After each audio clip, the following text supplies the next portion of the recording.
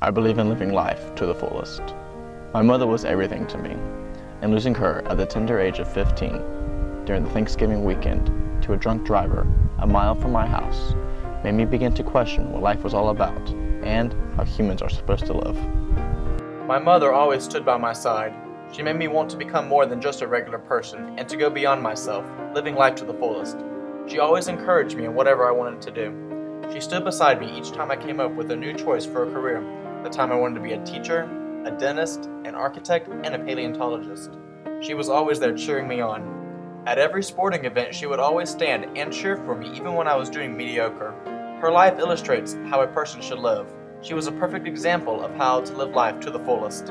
I am able to recall that night in vivid details. I remember getting the call from a friend about the entire situation. I ran outside screaming at the top of my lungs, demanding God bring my mother back and make this whole night become just a dream. I was extremely mad at God for allowing my mother to pass away.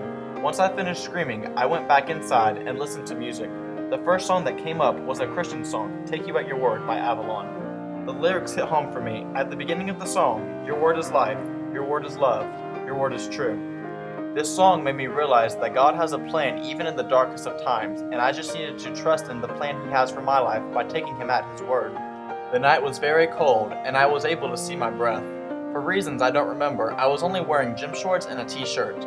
My uncle came to pick me up and drove me the mile to my mother. I never saw what came of her, and for that I am grateful.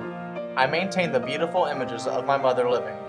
The accident occurred at 10:30 p.m. on a rural road beside my cousin's house. After the accident, in a few short hours, there were about 100 people in the house and around the yard. The yard was dark and cold, but filled with love and friendship. The house was warm, but extremely crowded and confusing as many people tried to comfort my brother, sister, and myself. It felt surreal, and I thought it might be a dream. As crazy as it sounds, I remember hoping and praying when we were in the packed church that my mother's coffin would open and she would say, "Gotcha." I actually thought it might happen, but it never did.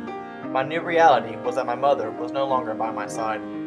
During the summer of 2007, I went on a mission trip to Costa Rica. While in Costa Rica, I had a growing desire to help the less fortunate around the world, feeling led to what I think is my calling to travel the world and show the love of Christ. After that trip, I began to understand the need to go beyond myself and live to my highest potential as my mother did every day. After my mom's death, I had a conversation with my nanny that I truly had a heart for people and cared deeply for them. I would go to any extent to provide better for others. I told Joy I wanted to become a missionary of some sort and go around the world showing people of the love of God, sharing my story with them, and helping in any manner I possibly could. Joy shared with me that my mother wanted more than anything for me to become a missionary and share God's love with the world.